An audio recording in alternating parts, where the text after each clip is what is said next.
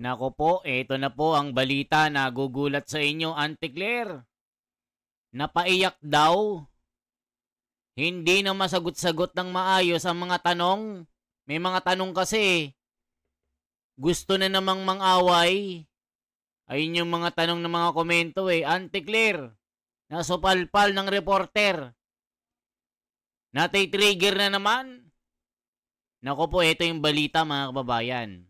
Ayon kasi sa mga napapanood natin, Sandro Marcos at yung kanyang tito, the king of pork barrel. Nako po mga kababayan, panoorin natin. Billion pala ang napunta sa kanila. Ito po, panoorin nyo yan kasi mga nababalita. Totoo kaya ito? Mga kababayan at sa mga basher, unang-una po, manood kasi kayo ng buo. Huwag kayong comment ng comment. Hindi nyo naman alam yung mga kino-comment nyo. Panoorin nyo ng maayos para hindi kayo ma-fake news, okay? Ito po ang balita, mga kababayan. Nagka-utal-utal siya, Auntie Claire. Binakbakan ng reporter. Hala ka. Totoo kaya ito? Panoorin po. Sabay-sabay po nating reactan ito.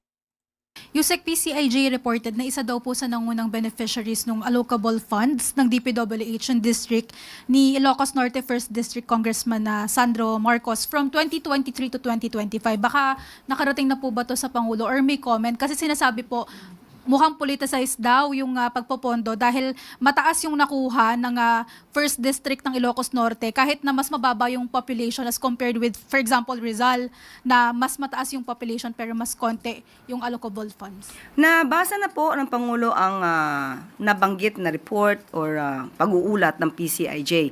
But as of now, I cannot speak for in behalf of Congressman Sandro Marcos.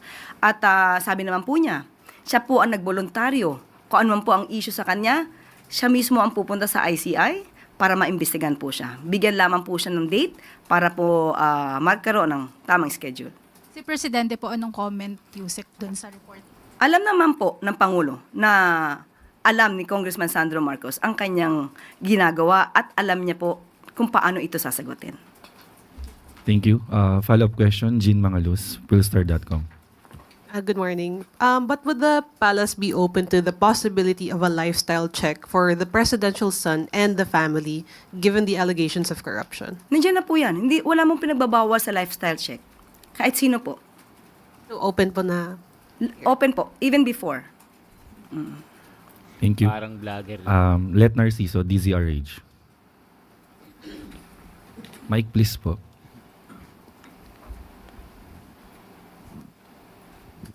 Good morning, Yusek. Ma'am, hingi lang po kami ng reaksyon ng Malacanang dun sa pagsuspende ng Kamara kay Congressman Kiko Barzaga.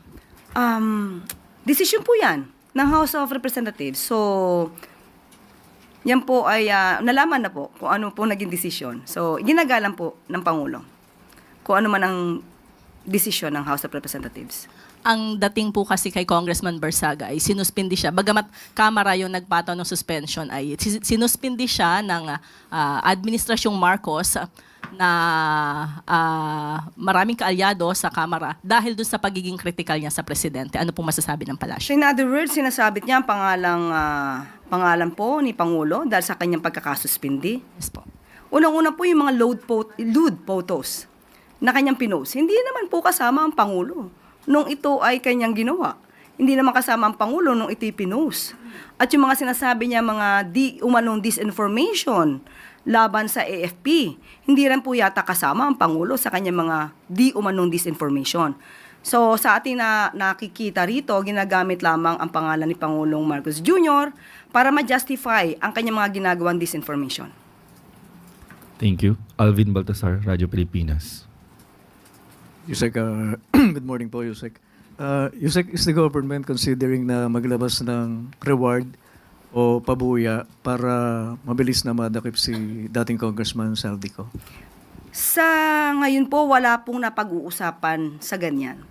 Pero since nadinig po sa inyo, maaari po siguro i-considera. Pero as of now, wala pa po napag-uusapan tungkol dyan. Pero naniniwala po ang palasyo na malaki may tutulong kung sakaling maglabas ng reward para madaling ma-locate and eventually maaresto na si Saldico? Maganda pong suggestion yan. Opo. Thank you po, Yusek. Thank you. Maricel Umali, GMA News. Ay, Maricel, sorry, rather. Good morning, ma'am. Ma'am, speaking of mga fugitives, meron na po ba tayong information as to the whereabouts of Cassandra Leong and ano po yung efforts natin to track her? Yeah. Actually, humingi po tayo ng response mula sa DILG. At ang sabi po ay sa kasalukuyan, base sa kanilang records, nasa Pilipinas pa po si Miss Cassandra Ong. At patuloy pa rin po ang paghahanap sa kanya dahil nga siya po ay tinatawag na fugitive dahil may warrant of arrest na po. So, kung sino man din po sa mga kababayan natin ang makakakita kay Cassandra Ong, ipagbigay alam din po agad sa ating law enforcement agencies para po magampanan din po ang pagsiserve ng warrant of arrest sa kanya. In the same light, ma'am, i-request nyo ba ang taong bayan na picturean din siya pag siya'y makita katulad ng request ng DILG na gawin for Zaldico? Sa lahat ng mga pagkakataon, sa lahat ng maaaring gawing paraan, maliit, malaki na tulong, makakatulong po yan sa gobyerno para po mahanap ang mga fugitives. Maraming salamat po. Thank you. Ann Soberano, Bombo Radio. Yusek, good morning. Tugon lang po ng Malacanang regarding po sa sinasabi ni Saldico kasi nakasulat ito po ay galing sa kanyang sulat para kay Pangulong Marcos. Sinabi kasi ni Saldico na si dating Senate President Escudero po ang nag-utos na magtapyas ng pondo sa ilang government agencies sa 2025 budget. At sinabi niya, hindi po daw ang Kamara ang nagtapyas, kundi po ang Senado. Ano po ang masasabi dito? May effort na rin po ba na investigahan po ito? Unang-una po, kung ang itunuturo niya po ay Senado, mas maganda po siguro na ang Senado mismo sumagot ito. Kung sino mang particular na tao ang kanyang binabanggit, mas maganda po na maitanong kung ito'y may katotohanan. Considering the fact that Saldico is still not here in the country. He's not ready to face the Filipino people here in the country. So parang mahirap din naman pong tugunan ito. Basta-basta. Hindi natin alam kung anong katotohanan dito. Pero kung sino man po yung nabanggit niya na concerned officer from the Senate, mas magandang siya po ang sumagot kung ito po ay may katotohanan. Pero sulat po kasi niya ito, ma'am, kay Pangulong Marcos. Hindi pa nga po natin alam kung ito'y natanggap ng Pangulo dahil hindi namin napag-uusapan itong sulat na ito. Okay, salamat po, ma'am. Thank you. Next is Samuel Medinilla, Business Mirror. Hey, good afternoon. Hey, good morning po, ma'am. Itatanong ko lang po, President Marcos will extend the service contracts of COS and GO workers beyond December 31, 2025 in connection po to dun sa COA DBM Joint Circular Number 2 Series of 2024 na supposedly after this year, matatapos na po yung mga contracts ng nasabing workers. Magkakaroon po ng meeting mamaya. So, most probably by tomorrow, meron na po akong update sa inyo. Thank you po. Follow-up question na po from Christian Usores, DZMM. Ma'am, going back kay Zaldico, dahil na-mention po kahapon ni Secretary Remulla na maaaring nasa Portugal si Zaldico, may directive po ba ang Pangulo sa DFA in coordinating with Portuguese authorities or officials para po ma-counter-check kung talaga pong nasa kanila si Zaldico? Sa lahat po na ahensya na concern, since ang Pangulo po ay nag-utos na rin po na ihanapin at pauwiin dito si Zaldico, lahat po ng ahensya na concern dapat po na alamin ito at makatulong para mapabalik po agad si Zaldico sa Pilipinas. Thank you. Follow-up question again. Vance Fernandez, Police Files.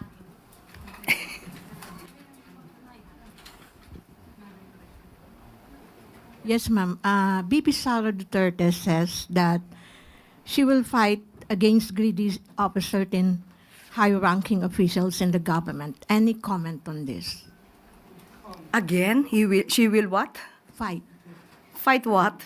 Against greedy of a certain high-ranking officials in the government.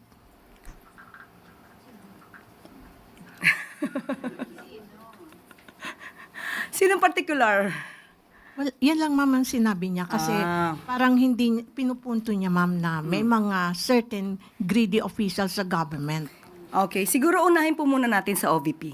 Ala ka. Ano yun? Yun lang OVP agad? Itong clear na ito. For our last question, choose Galing lane mo, ha? DCBB. Parang tinitira si BP. Good morning, ma'am. Ma'am, may mahahalagang position po sa palasyo na hindi pa napupunan like Office of the Chief Presidential Legal Counsel at saka yung PLLO. Meron na po bang kapalit sa mga pwestong ito? Mamaya po magkakaroon kami ng meeting at maaari ko pong itanong yan. Sa ngayon po ay wala pa pong nababanggit sa amin. Doon po sa MECO, ma'am, parang meron na kaming narinig na mayroon nang naiupo doon, hindi pa po naia-anunsyo. Hindi pa po na ibibigay muli sa akin. Kapag ka po na ibigay sa akin ng pinakadetalye, ibibigay ko po agad sa inyo. Last question, ma'am. Sa Senate, ma'am, sabi po ni Senator Win Gatchalian, parang kapos na sa panahon para maipasa itong 2026 pambansang budget. Kapag ka nangyari daw po yun, mauulit itong pinaka-maanumalyang 2025 national budget. Ano ba ang pwedeng gawin natin para maihabol na maipasa yung 2026 budget? Ay, bilisan ng trabaho. Dapat bilisan ng pag-aaral. Ayaw po ng Pangulo ng reenacted budget. Wow. So, bilisan para may maibulsa ulit, para kurakutin ulit ng mga buwayang ito. Hindi pa nga nare-resolve itong flood control issue, pabibilisin nyo. Para ano? Para nakawin ulit? Yan yung komento ni Julius Meko ng San Juan. Anti-Claire naman eh. Para ka namang nagmamadali Anti-Claire. Magkano bonus Anti-Claire? Nako, grabe. Grabe yung mga komento. Galit na galit ka Anti-Claire. Ba't mo minamadali yung Senado? 949 days na lang. Bababa na yung Pangulo. Nako, mga kababayan. Galit na galit yung mga komento. Alam po natin yan. So hanggat maaari, bilis-bilisan natin. Although kahit tapos na yung kapos ang panahon, sana po mas mapabilis natin. Last question. Chloe Ofana, Business World. Yusek, quick reaction lang po sa statement ng DepDev kahapon na the Philippines might miss its GDP growth target for third year in a row. Quick reaction from the Palace. Muli, sinisikap ng palasyo, sinisikap ng Pangulo na maabot natin kung ano yung target po natin. So pagsisikapan pa rin po. Especially with this kind. Mga kababayan, bagsak kasi ang kinamiya. Bagsak pa ang GDP natin. Gross National, Gross Domestic Product natin, yung GDP. Yung ba yun? Of rallies na nangyari po, medyo maingay po, talagang po nakaka-apekto to sa ekonomiya. So, pagtutulong-tulungan po ng ekonomiya. Sinisi pa yung mga rally. Sadyang bagsak talagang ekonomiya, Anti-Claire. Wala kang magagawa doon kasi nga, itong corruption na, ito si Anti-Claire kasi nasa listahan ng nirelease ni Saldico kaya todo tanggol ito Kaya si Sara yung binabanatan Team ng Pangulo at also with the help of the people na sana maabot natin ang target. So gusto pa rin po natin maabot ang target? Definitely. Thank you, Yusek. Loko. That's the last question, Yusek. Thank you. At bago tayo magtapos, kampanya ng pamahalaan. So yan mga kababayan, ang mga wala namang dito kay Anti-Claire, wala namang bago, puro yabang lang at puro pang bobola ang ginagawa. Kayo po, anong masasabi nyo kay Anti-Claire? Dapat na rin bang mag-resign ito kasi puro fake news ang ginagawa? Yun po sabi ni Sara Duterte, walang magandang lumalabas na balita dito kay Anti-Claire. Puro pang bobola, puro panloloko. Yan po yung mga nasa komento. Mga kababayan, okay? Anong masasabi nyo? Yan lamang po ang ating bahagi. Isang like, isang share po, at isang subscribe. For transparency, for a better democracy. Salamat po. I-comment nyo po kung taga-saan po kayo, mga kababayan. Saan man ang inaabot ng ating video reaction na ito. Ako si The Wonders Philippines. Mabuhay ang lahat ng mga Pilipino. Huwag po kayong mawalan ng pag-asa na babalik po sa matiwasay ang pamumuhay. Basta mawala lang ang mga kurakot at mapakulong ang mga mastermind dito sa nangyayaring pagnanakaw ngayon. Hanggang ngayon, maraming nagnanakaw mga kababayan. Alam nyo kung sino ang mga yan. Mabuhay po.